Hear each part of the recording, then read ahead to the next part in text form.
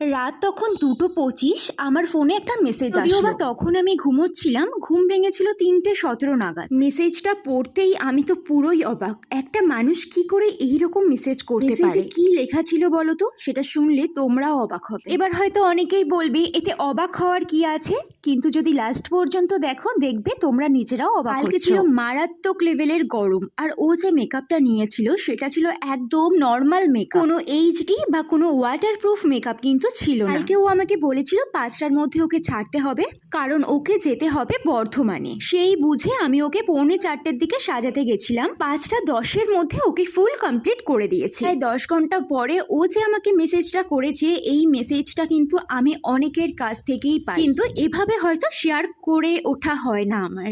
চলো দেখে নিই ও মেসেজে কি লিখেছে আমায়। আজকের মেকআপটা জাস্ট সেই হয়েছে গো। আমি এখন বাড়ি আসলাম, এই গরমে এত দূর গেলাম আসলাম, এখনো মেকআপ একদম ঠিক আছে, একটুও খারাপ হয়নি, থ্যাংক ইউ তোমাকে। এই মেসেজগুলো না আমি অনেকের কাছ থেকে পাই। ভালোবাসার সাথে যে কোনো কাজ করলে সেটা অবশ্যই ভালো হবে। আমি এটুকু চাইবো তোমরা এভাবেই আমার পাশে থেকো, তাহলে আমি